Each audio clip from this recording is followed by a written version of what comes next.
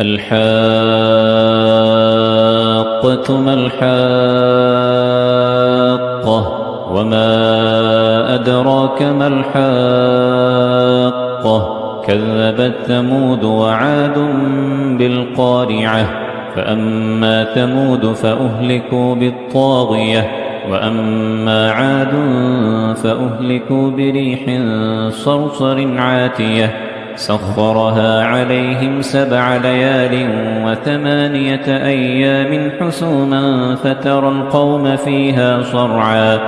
كأنهم أعجاز نخل خاوية فهل ترى لهم من باقية وجاء فرعون ومن قبله والمؤتفكات بالخاطئة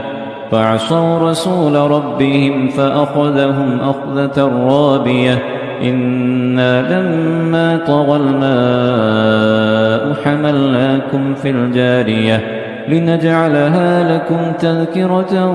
وتعيها أذن واعية فإذا نفخ في الصور نفخة واحدة وحملت الأرض والجبال فدكتا دكة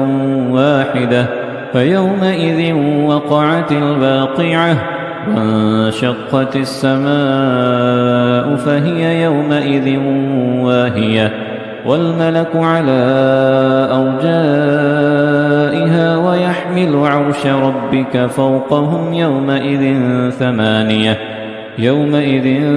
تعرضون لا تخفى منكم خافية فأما من أوتي كتابه بيمينه فيقول هاؤم اقرءوا كتابيه إني ظننت أني ملاق حسابيه فهو في عيشة راضية في جنة عالية قطوفها دانية كلوا واشربوا هنيئا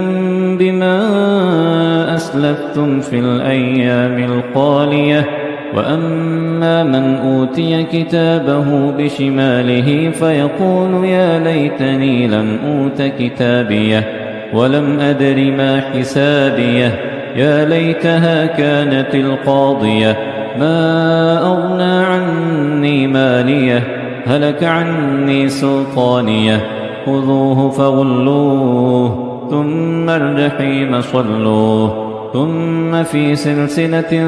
ذرعها 70 ذراعا فاسلكوه إنه كان لا يؤمن بالله العظيم ولا يحض على طعام المسكين فليس له اليوم هاهنا حميم ولا طعام إلا من غسلين لا يأكله إلا الخاطئون فلا أقسم بما تبصرون وما لا تبصرون إنه لقول رسول كريم وما هو بقول شاعر قليلا ما تؤمنون ولا بقول كاهن قليلا ما تذكرون تنزيل من رب العالمين ولو تقول علينا بعض الأقاويل لأخذنا منه باليمين ثم لقطعنا منه الوتين فما منكم من أحد عنه حاجزين وإنه لتذكرة للمتقين وإنا لنعلم أن منكم مكذبين وإنه لحسرة على الكافرين وإنه لحق اليقين فسبح باسم ربك العظيم.